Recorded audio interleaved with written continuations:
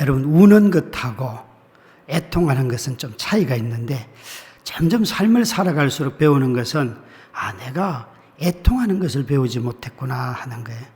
아이가 태어나면 그 아이가 호흡하도록 하기 위해서 찰싹 때린다 그런 얘기가 있지 않습니까? 실제로 그 아이가 울어야지만 폐가 펴지기 때문에 아이가 살지 않습니까? 그런 울음 말고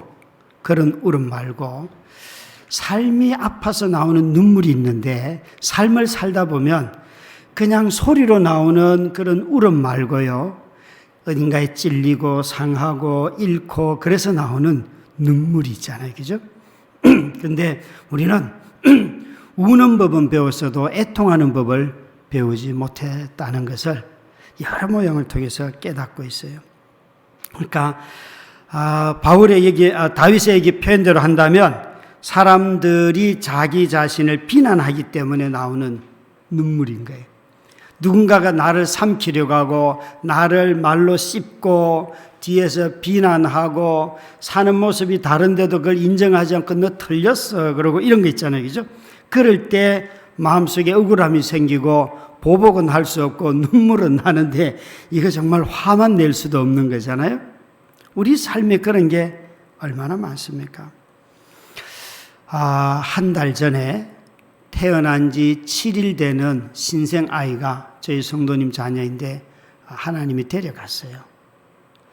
여러분, 이런 신생 아이가 태어났는데 7일 만에 죽고 나니까요, 이 뭐라고 말을 해야 될지. 그런데 꼭 한 주 뒤에 다른 집에서 또 아이가 태어났어요. 이걸 주보에 내야 될지 말아야 될지. 정말 어른이 돌아가시면 그래도 할 말이라도 좀 있겠어요. 어른이 돌아가시는 것도 애석하지만 한 아이는 태어나서 죽고 한 아이는 이제 출산해서 아이가 건강하게 나왔다 그러는데 이걸 주보에 내야 될까요? 말아야 될까요? 이 사이에서 끼어가지고 어떻게 할 수가 없는, 참 여러분, 우리 모두는 다 이런 고통들이 생각보다 많습니다. 한 여집사님이 목사님 우리 남편 감옥에 갔습니다 이러는 거예요. 평소 아주 멀쩡하게 지내던 분이 그래서 놀래가지고 보니까 이분을 변호해 줄 사람도 없는 거예요. 그래서 다시 변호사를 찾아서 소개를 해주고 붙여줬더니만 이제 재판이 진행이 되는데 너무 고마워하는 거예요. 근데 저는 두려운 게 이런 거예요. 이거 소개해주고 난 뒤에 나중에 변론이 자기가 원하는 방식으로 안 되면 또 욕먹을 텐데. 여러분 어떨까요? 변호사 없을 때 변호사를 이렇게 수소문해가지고 좀 알려주고 그러면 굉장히 기뻐해요, 처음에는. 근데 그 변론이 어떻게 끝나는가에 따라서, 그죠? 또 얼굴 색이 달라지잖아요. 이런 거 소개해줘야 될까요? 말할까요? 그냥 모르는 척하고 저는 기도만 하겠습니다. 하는 게 좋으세요? 전 굉장히 당혹스러워요. 어떤 분은 남편이 쓰러지고 생계가 막역한데도 불구하고 울지도 못하더라고요. 그런 사람들이 얼마나 많은지. 그러니까 눈물 말고요, 그냥 울음소리 말고 삶이 아파서 나오는 눈물, 애통이라고 하는 것, 이것을 우리가 알 수 있겠는지요. 오늘 말씀에 57장 4절 말씀에 보면 다윗도 똑같은 자신의 삶의 고통을 4절에 보면 그가 내 영혼이 사자들 가운데서 살며 내가 불사르는 자들 중에 누웠으니 곧 사람의 아들들 중에라. 그들의 이는 창과 화살이요 그들의 혀는 날카로운 칼 같도다. 다윗도 자신의 삶이 얼마나 고통스러운지, 그가 자기는 지금 여기에 누워있는 삶의 자리가 된가 보면 황량한 야생 동물들 중에서도 아주 무서운 사자가 사는데 자신이 누웠다는 것이에요. 여러분 혹시 집에 고양이하고는 잘 누워 주무시죠? 고양이를 무서워하는 사람을 저는 본 적이 없어요. 그만 껴안고 이불 속에 집어넣고 막, 고양이가 얼마나 그 발톱이 날카로운데도 아무도 무서워하지 않아요. 근데 여러분 사자하고 한번 잠자 보실래요? 그것도 집이 아닌 야생 들판에서. 다윗은 지금 자기 잠자리를 내 영혼이, 내 삶이 사자들 가운데 살며 내가 불사르는 자들 중에 누웠으니 자기 잠자리가 이런 곳이에요. 곧 사람의 아들들 중에서 있는데 그들의 이는 창과 화살이요. 이는 딱딱하니까 창과 화살이다 이해가 되지만 그 뒤에 나오는 혀가 또 뭐예요? 날카로운 칼과 같도다. 혀가 아주 칼처럼 날카로운 것은 제가 생각할 때는 중국 무술 영화를 볼 때에 고수들이 이렇게 머리카락 하나를 가지고 탁 치면 누군가 죽는, 중국 무술 영화를 안 좋아하시는군요, 여러분. 저 자주 리뷰를 봅니다. 리뷰를 유튜브에 5분짜리 10분짜리 있는데 보시면 고수들은요, 하수가 움직일 때 전혀 움직이지도 않는데 그냥 찌르는 그 칼을 대받아서 그 사람을 죽이는, 칼도 사용하지 않아요. 젓가락 하나 탁 던지면 누가 죽어요 벌써. 그게 고수예요. 그런데 여기에 혀는 여러분 우리 몸 신체 밖으로 드러나 있는 신체 구조 중에서 제일 부드러운 게 혀예요. 그런데 이 혀가 얼마나 날카로운지 거기에 뭐라고 말을 합니까? 칼 같대요, 칼. 이건 지금 전부 다 이빨과 관련돼 있고 또 혀와 관련된 입이라는 거예요. 사람의 아들들 중에서 누군가가 비난하는 소리가 마치 사자에 물리는 것하고 똑같다는 거예요. 사람으로부터 비난받아 보셨어요? 가만히 앉아 있어도 인간이 비난받을 때가 많지요. 자기 자신이 자기를 정죄할 때. 이 코로나 시대에 제가 볼 때 제일 많이 정죄받는 사람은 집에서 가사 일을 하는 우리 주부들이거나 또 아니면 남편들. 제일 많이 정죄받아요. 이 가사 일은 24시간 내내 해도 쉼이 없잖아요. 그죠? 아이들의 회복의 속도는 얼마나 빠른지, 아이들은 한 30분, 1시간 자면 기력을 다 회복하는데 엄마 아빠는 하루를 자고 일어나도 멍한. 그래서 내게 사랑이 없다.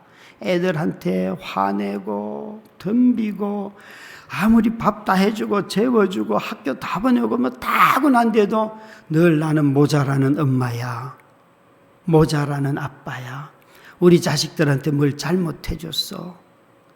여러분 제발 부모님들 자식들에게 당당하기를 바랍니다.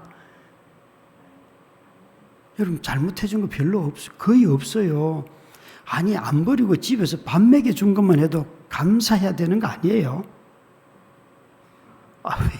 전부 다 자식들한테 미안해하는 눈빛들이에요. 보니까 벌써 자기 비난이 자기 안에 있는 거예요. 자녀들을 보면 옆집에는 뭐도 해주는데 나는 이것도 못 해줬다. 아니 그럼 그 집에 태어나게 하셨을 거 아니에요. 여러분이 그 자녀에게 최고의 엄마 아빠예요. 이건 여러분 변함없는 게, 걔는요 여러분 집에 있지 않으면 걔는 굶어 죽는 거예요. 그죠? 왜 이러세요 여러분? 이 자기 비난이 생각보다 깊으신 것 같은데, 신도시에 산다고 여러분 잘 해줄 것 같은데 아니에요 여러분. 여러분들도 이곳까지 살러 오는 거 힘드시죠? 그거 참 힘든 거예요. 여러분 이런 얘기 안 하려고 했는데 이거 얘기해야 될 것 같아요. 여러분 다윗이 얘기해 보면 6절에도 이렇게 말을 해요. 자기 자신이 그들이 내 걸음을 막으려고 거물을 준비하였으니 내 영혼이 억울하도다. 그들이 내 앞에 웅덩이를 팠으나 자기들이 그 중에 빠졌도다. 여러분 여기에 다윗은 그들이 웅덩이를 파고 나를 걸려 넘어지려고 했던 그 사람들은 자기가 걸려 넘어졌는데, 우리 모두가 다 이 시대를, 우리 주변을 가만히 보면 혹시 우리의 삶을 막 파괴하는 사람들이 걸려 넘어집니까? 그들은 아주 승승장구하고 우리 자신이 걸려 넘어져요. 법이 하나 바뀌면 저와 여러분들이 다 걸리고, 아주 나쁜 짓 하는 인간들은 아주 웃고 있어요. 그죠? 그래서 가만히 있어도 넌 바보야 이 소리가 그냥 들리잖아요. 그 소리 안 들립니까 여러분? 정말 우리 모두는 우리가 살아가는 세상에서 사람의 아들들, 그들로 인하여서 겪는 비난과 비방과 엄청난 모욕 속에서 살아가고 있어요. 이것은 다윗이 쫓길 때만 있는 일이 아니고 우리 모두가 다 지금 이 시대를 살아가는 우리들에게 다 똑같이 일어나고 있는 일이에요. 그래서 다윗은 이 6절에 그가 말했던 것처럼 내 영혼이 억울하도다. 그들이 하는 모든 일들을 보면서 오히려 피하려고 했지만 그 웅덩이에 정말 그들이 걸려 넘어져야 될 것 같은데 여전히 아직 진행 중에 있어요. 음모로 가득 차 있고 남을 해하려고 하는 사람들 속에 사는 삶이 얼마나 고통스러운지요. 아마도 이 문재인 정부는 이 두 가지 사건 때문에 국민들로부터 신뢰를 잃었음이 틀림이 없습니다. LH 사건.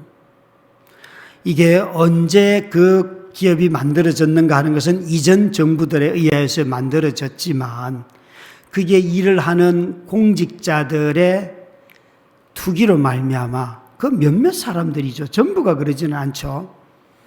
그 일로 말미암아 그런 개발 지역에 땅을 사지 못하고 아파트 값도 올라가지 않고 여전히 다세대 빌라에 살고 있는 그 지역에 살 능력도 안 되는 수많은 국민들이 분노가 찼어요. 분노가 가득해요. 어떻게 이럴 수가 있는가? 이번에 그곳에 땅을 산 분들 중에 보니까 땅을 사서 그 농지에다가 물풀의 나무를 심었어요. 다 이유가 있어요. 물풀의 나무는 절대 여러분 조경용이 아닙니다. 조경용이 아니에요, 그거는. 근데 이 나무는 너무 많이 잘 자라요. 땅에 조경용으로 나무를 심을 때는 기본적으로 조경사들은 3.3m 거리가 기본이에요. 그런데 그 절반 되는 1.5m 간격으로 심고 또 1차 협상에서 땅 보상 협상에서 결렬되면 최종 가면 주인이 원하는 대로 거의 다 된대요.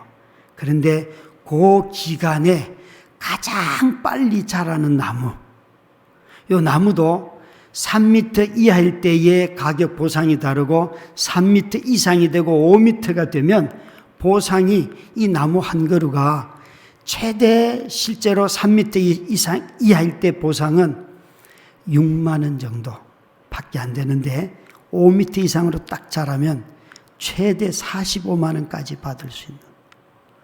얼마나 인간이 똑똑합니까? 법을 이렇게 잘 알아서 그걸 다 이용을 해가지고 땅을 사고 거기다가 조경용으로 쓰지도 않는 물풀의 나무를 갖다가 아주 촘촘하게 심고 그리고 보상받는 과정까지 다 이용해서 그래서 그 돈만 해도 수십억이 된다는 거예요. 와, 이런 인간들을 우리가 박수 쳐줘야 안 돼요? 여러분, 이런 이야기를 들을 때 여러분 마음속에 예수 믿는 거 진짜 이거 이렇게 살면 안 돼. 헛거야 이거. 왜 내가 이렇게 정직하게 살고 성실하게 살고 왜 나는 이렇게 바보처럼 살까? 이런 생각 들어요? 안 들어요? 아니, 여러분도 똑같이 살고 있어요. 아파트 하나 사놓고 2개 사놓고 이거 언제 얼마나 올라가나? 저쪽은 좀 더 올라갔는데 이쪽은 좀 덜 올라가가지고 막 화나고 막 그래요. 그렇게 산다면 여러분 마음속에 하나님이 계신지 한번 물어봐야 해요. 하나님이 계신지. 이런 소식을 듣는 이 마음의 비참함, 삶을 비관하게 하고 공직자들을 불신하게 하고 성실함에 대해서 조롱하고 있는, 정직하게 돈 버는 우리 남편은 그렇게 한 달 내내 가서 벌어와도 여보 이것도 모자라고 저것도 모자라고 그냥 벌어오는 것만 해도 고마워해야 될 판인데 언제나 비난의 대상이 되어 있는 남편들, 그런 배우자들, 얼마나 여러분 인생이 가족들이 상해 있습니까? 성실함을 비웃는 소리가 이 나라 곳곳에서 들리고 있습니다. 말보다도 삶의 방식으로 우리를 비웃는 이런 일들 앞에 놓여 있을 때에 정말 이게 나라인가? 라는 의문을 갖게 되지요. 물론 이전에 박근혜 정부보다는 나아진 게 왜 없겠습니까? 있지요. 그러나 여러분, 저와 여러분이 코로나로 인해서 겪는 어려움 속에서 방역을 아무리 잘해도 우리의 주거가 불안해지니까 모든 것에 대한 평가가 달라지는 것이에요. 여러분, 정말 어떤 삶의 웅덩이에 우리가 빠져 있습니까? 그 삶의 웅덩이가 질병인가요? 질병일 수도 있죠. 우리 모두는 다 질병에 갇힐 수도 있고 사업에 실패할 수도 있고 내가 사업도 실패하지 않았고 질병도 없는데 국가의 정책을 시행하는 공직자들의 범죄로 말미암아 법이 제대로 시행되지 않을 때 그냥 가만히 성실하게 살아도 손해를 입고 비참함을 느끼는 이런 웅덩이에 우리 모두가 빠져 있단 말이죠. 어디로 어떻게 이 일들을 극복하실 수 있겠습니까? 고통이 여러분, 믿음의 사람들에게는 실제를 추구하게 합니다. 이 실제라고 하는 것은 하나님을 추구한다는 뜻이에요. 고통의 삶 속에서 믿음을 가진 사람들은 반드시 하나님을 향하여 나아가게 됩니다. 욥기가 우리에게 진짜 아름다운 이유는 그 속에 욥은 그 많은 고통 속에서도 자식을 잃고 재산을 잃고 자기 몸이 병들어도 하나님을 향한 갈망이 그에게 식어지지 않는다는 거예요. 그래서 모든 믿음의 사람들은 욥도 그래왔고 다윗도 그래왔고 모두가 다 하나님을 실제 삶 속에서 만나고 싶어하는 갈망이 생기는 것이에요. 부흥이라고 하는 것, 다시 살게 하옵소서가 내 생계가 어쩌고 저쩌고 건강이 낫고 회복이 되고 자식이 어쩌고 저쩌고 그것 이전에 이런 삶 속에 하나님이 어디 계십니까? 하나님 뭐 하십니까? 하나님의 이 약속은 왜 안 이루어집니까? 하나님이 계신다고 약속해 놓고는 이게 뭡니까? 이걸 고통은 우리로 나아가게 한다는 것이에요. 그래서 애통이 나오는 것입니다. 우리 57장 1절부터 4절 말씀을 한번 같이 읽도록 하겠습니다. 57장 1절부터 4절입니다. 시작. 하나님이여 내게 은혜를 베푸소서, 내게 은혜를 베푸소서. 내 영혼이 주께로 피하되 주의 날개 그늘 아래에서 이 재앙들이 지나가기까지 피하리다. 내가 지존하신 하나님께 부르짖으며 곧 나를 위하여 모든 것을 이루시는 하나님께로다. 그가 하늘에서 보내사 나를 삼키려 하는 자의 비방에서 나를 구원하실지라. 하나님이 그 인자와 진리를 보내시리로다. 내 영혼이 사자들 가운데 살며 내가 불사르는 자들 중에 누웠으니 곧 사람의 아들들 중에라. 그들의 이는 창과 화살이요 그들의 혀는 날카로운 칼 같도다. 아멘.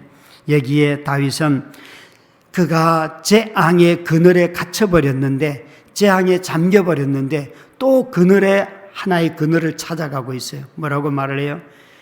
재앙의 그늘에 자기가 갇히는 것이 아니고 주의 날개 그늘 아래로 나는 들어갑니다. 주의 날개 그늘 아래에 들어갑니다.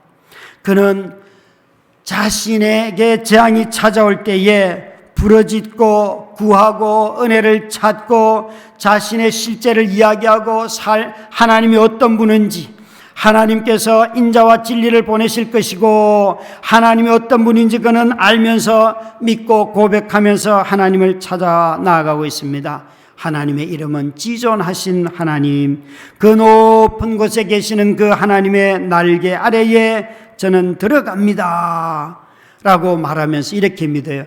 하나님의 성품과 하나님의 뜻과 하나님의 나라가 당신의 목적을 따라서 내 삶 가운데 이루어질 것입니다 라고 그는 믿고 있다는 것이에요.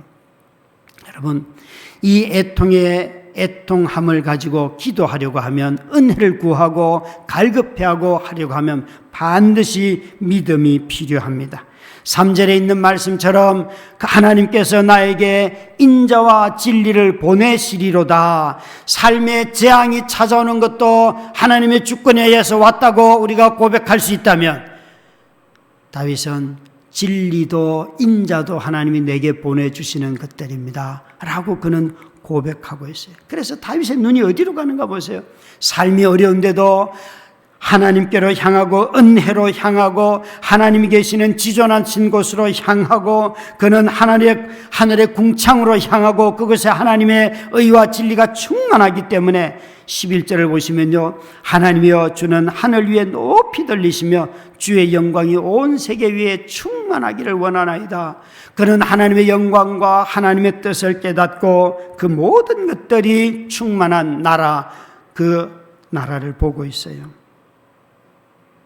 여러분, 우리가 삶이 힘들어서 그 힘든 고통 속에 믿음을 다해서 애통하기 시작하면 무엇이 보이는가 하면 하나님의 성품이 보입니다.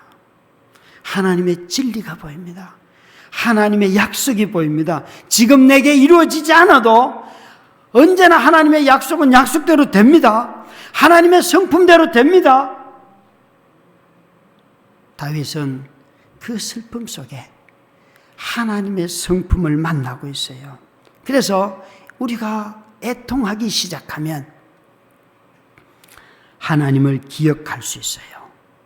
애통하기 시작하면 우리가 사는 세상이 다 사자의 이빨처럼 사람들 물고 뜯고 죽이는 세상 같지만, 그 속에, 그 가운데 하나님이 여전히 살아계시고 하나님의 방법대로 일하고 계시는 것을 깨닫게 되는 거예요.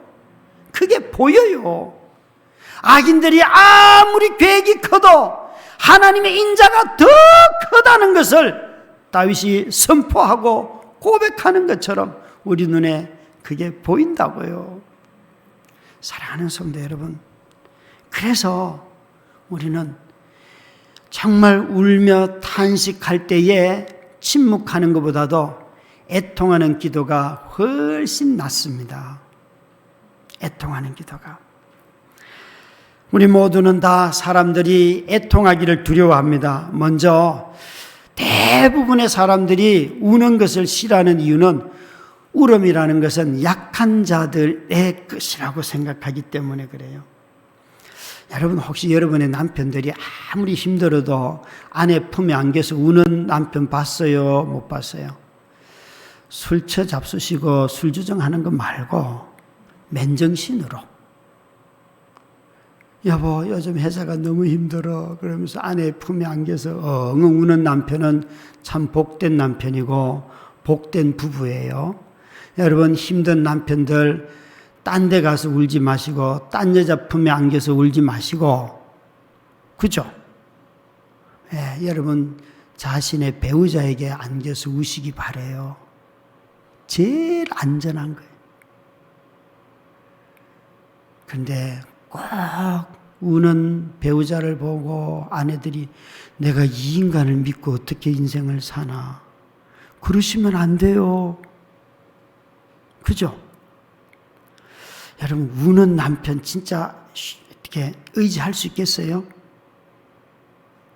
어떻게 눈빛들이 다 이러십니까? 목사님, 우리 남편이 울면 안 됩니다. 아니면 남자가 도대체 어디 가서 울겠어요? 우는 아빠, 여러분 자녀들 아빠 신뢰할 수 있겠어요? 여러분, 이 슬픔은 우리 인간의 감정 중에 가장 깊이 내려앉아 있는 감정이에요. 그걸 여러분 나의 배우자에게, 나의 자녀들에게 쏟아낸다는 것은 전적으로 신뢰한다는, 그분이 약해서가 아니에요. 약해서가 아니에요. 울면 살아요, 여러분. 울면 살아요. 우리 모두는 다 두려움이 많아서 내가 이렇게 울면, 애통하면 혹시 내가 버림받는 거 아닐까, 약하다고 비난 들을 텐데, 그래서 못 우는 거예요. 못 우는 거예요. 애통하기 시작하면 여러분, 우리 마음속에 그 위험을 실제로 느끼는 것이고 내가 얼마나 아프다는 것을 경험적으로 드러내는 것이 애통이에요. 그래서 이 애통보다도 인간을 더 나쁘게 하는 것이 있는데 그것은 조용한 절망이에요. 말도 안 해. 어젯밤에 한 문자를 받았는데 참 마음이 아팠어요. 26살 먹은 군대 갔다 온 아들이 잠실에 큰 아파트에 살아요. 목사님, 아무 이유도 모르겠는데 한강에 투신해서 죽었습니다. 아무런 유언도 유서도 아무것도 없고 아이가 죽었다는 거예요. 그 가족들이 겪을 고통을 한번 생각해 보세요. 이게 뭐 평소 나쁜 관계였으면 좀 이해라도 그래서 죽었다 이렇게라도 말을 할 텐데 그런 애가 아니라는 거예요. 그런 애가 아니라는 거예요. 이 아이는 군대 가서도 너무 군복무를 잘 마쳤고 어쩌고 저쩌고 그런 애가 아닌데 죽었다는 거예요. 제가 모르는 사람인데 저한테다가 문자를 보내서 그 마음을 쏟아냈는데 제가 뭐라고 말씀을 할 수 있겠어요? 여러분, 애통하는 것이 조용한 절망보다 훨씬 낫습니다. 우리는 이 시대를 살아가면서 하나님의 날개 안에 들어오셔서 하나님의 날개 안에 다윗이 들어오면 그것은 조용하고 안전하고 모든 것이 끝나서 상황이 안정이 되어서 평화 이야기할 것 같은데 그 날개 아래에서 다윗이 지금 슬퍼하며 울고 있잖아요. 여러분, 하나님의 날개 안에 들어가서 부르짖고 있잖아요. 왜 보호받고 있는데 부르짖습니까? 왜? 애통은 삶의 냉험한 현실과 동시에 하나님이 선하시다는 이 두 기둥 사이에서 살아가는 법을 깨닫게 하는 것이 바로 애통이에요. 내가 살아가고 있는 삶은 너무나 냉혹해요. 그런데 그 냉혹한 현실 속에 하나님이 선하시다는 거예요. 이 두 기둥 속에서 살아가는 법이 바로 애통이에요. 이렇게 애통하다 보면 삶의 욕구가 변합니다. 애통하다 보면 찬양이 터져 나옵니다. 찬양이 터져 나와요. 오늘 여기에도 보면 여러분, 그가 찬양하지 않습니까? 8절 9절 말씀입니다. 같이 읽습니다. 시작. 내 영광아 깰지어다, 비파야 수금아 깰지어다.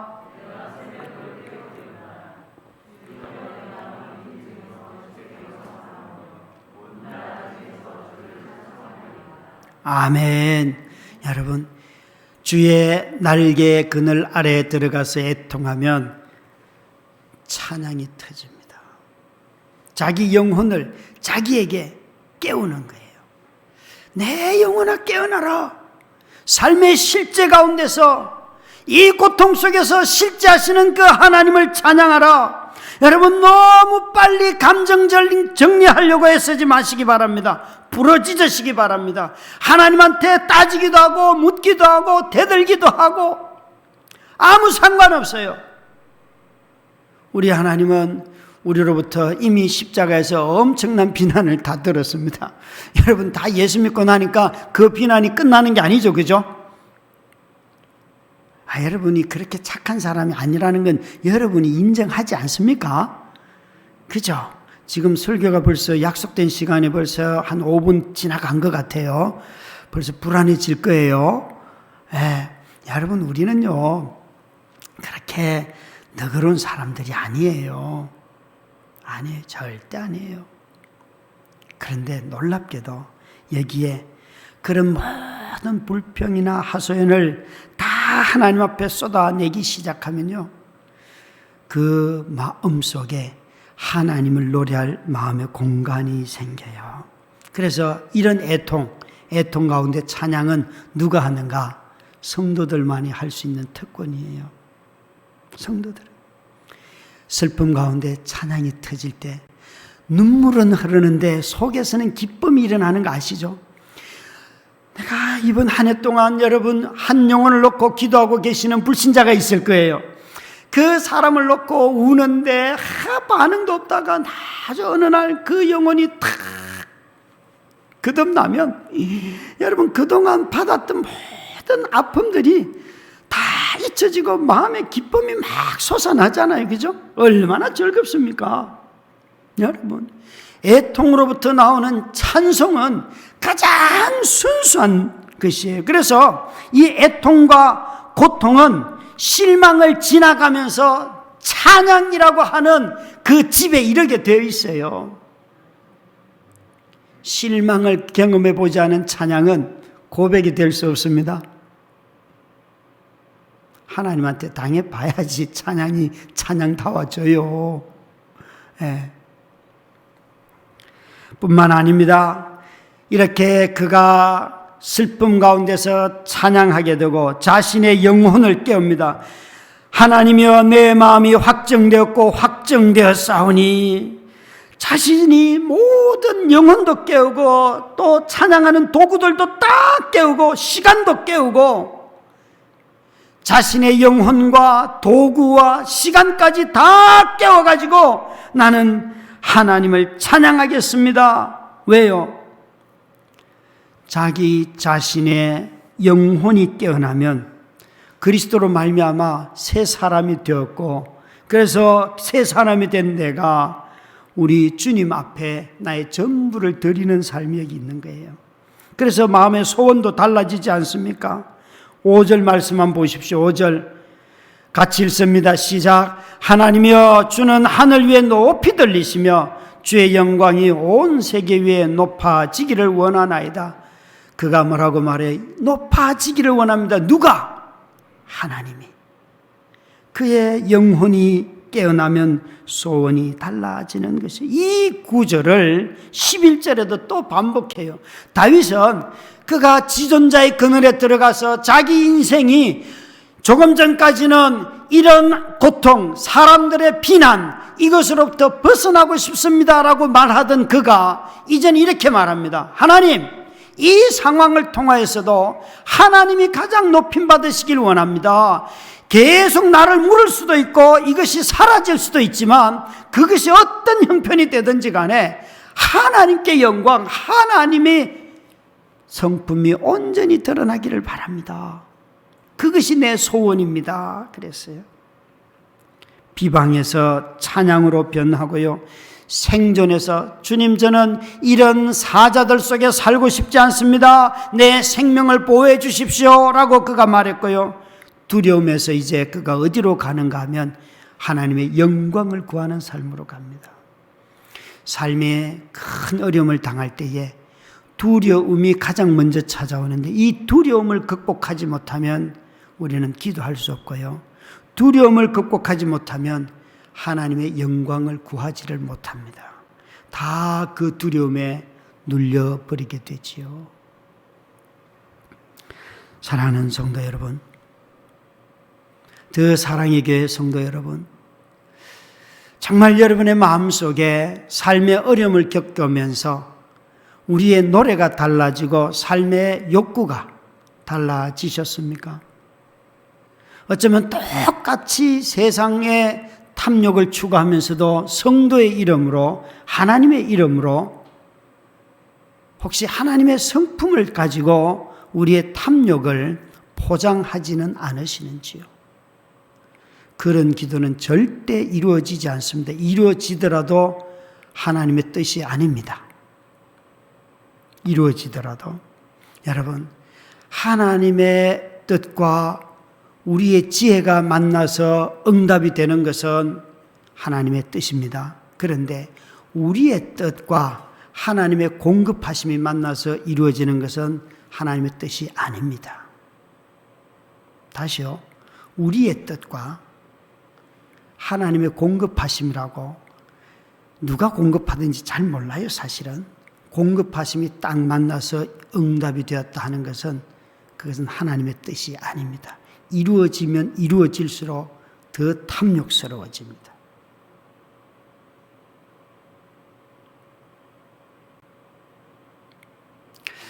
이렇게 말씀드릴까요? 여러분 혹시 이곳에 오실 때에 아파트를 사서 오셨어요? 그래서 처음 아파트 사서 와서 너무 기쁘셨는데 그거 하나님의 뜻이라고 확신하고 사는데 살다 보니까 이게 여러분 가격이 안 올라가고 그러니까 갑자기 뭐가 마음이 막 괴로워지죠. 또 막 하나님의 인도와 뜻과 하나님의 선물 이건 다 사라지고 이러다가 못 살 것 같아. 또 다른 욕구가 또 생기죠. 여러분 하나님의 뜻에 사로잡히면 현재 주어진 공급하심에 깊은 만족이 있습니다. 누릴 줄 알고 즐길 줄 알고 살 줄 압니다. 그런데 살려고 하지 않고 자꾸만 수단으로서만 쓰려고 하는 것, 그것이 벌써 하나님의 뜻을 버린 증거입니다. 집을 하나 얻었으면 그곳에서 여러분 삶을 사시기 바랍니다. 그게 하나님의 뜻이에요. 우리 모두는 다 우리가 살아가는 세상에 절망해도 좋습니다. 아니, 내가 절망하지 않으려고 해도 이 상황이 우리를 절망하게 하고 성실하게 사는 내 삶을 자연스럽게 비난하는 세상 속에서 살아갑니다. 그런데 이런 고통의 땅으로 진리이시며 인자하신 분이 오셨습니다. 그분이 바로 예수 그리스도이십니다. 이분은 오셔서 이 땅에 진리와 선하심이 없는 이 땅에 오셔서 하나님의 진리와 영광을 가장 충만하게 드러내신 분이 바로 우리 주님이신 것입니다. 그래서 예수님은 예루살렘아 예루살렘아 하시며 우셨고요. 십자가에서도 우셨고요. 여러분 우리 모두가 다 우는 것은 눈물 흘리는 것은 인간적이지만 애통은 가장 복음적인 것입니다. 예수님은 슬퍼하셨습니다. 슬퍼하셨습니다. 저희 교회에 다른 큰 교회에서 30년 동안 관리 집사님을 하시고 은퇴하신 집사님 부부가 이제 은퇴를 하고 교회를 옮겨서 저희 교회를 찾아왔어요. 오셔서 쭉 함께 예배를 드린 지 이제 2년이 되어 가는데요. 이분이 오셔서 저희도 청소를 맡겼어요. 집사님, 일주일에 12시간만 원하는 시간에 오셔서 교회 그냥 청소를 해 주시면 한 달에 교통비하고 합쳐서 한 70만 원 그냥 드리겠습니다. 집사님도 먹고 사셔야죠. 저희 교회는 여러분 우리 건물이 아니에요. 그런데 뭐 12시간이면 사실 청소에 익숙하신 우리 집사님에게는 그건 아주 쉬운 일들이에요. 그런데 이분이 이렇게 은퇴를 하시고 난 뒤에 그래도 그 교회는 참 좋은 교회였던 것 같아요. 좋은 교회예요. 은퇴하시는 관리 집사님에게 5천만 원의 그러니까 은퇴비를 드리시더라고요. 참 좋은 그런 교회가 어디 있겠습니까? 근데 그 이후에 은퇴하신 후에 사모님이 여집사님이 아프고 사위가 갑자기 쓰러지고 막 집안에 어려움들이 많이 생기는 거예요. 그래서 이분이 목사님 나는 은퇴를 하면 참 편안히 살 줄 알았습니다. 그런데 삶이 더 불안합니다. 그래서 아내가 함께 관리 집사님을 하시다가 온 몸이 아파서 밤마다 1시간씩 2시간씩 남편인 자기가 안마를 해준다는 거예요. 그 사랑도 참 애절하지 않습니까? 그런데 어느 날 새벽에 자기가 2시간 3시간 주물러 주는데도 아내가 시원하지 말 안 해서 마음이 삐지는데 한 4시간쯤 주무니까 아내가 이제 좀 시원해 그러는데 마음에서 화가 있잖아요. 하나님 도대체 좀 제대로 낫게 해 주셔야 되는 거 아닙니까? 하나님이 그럴 수 있습니까?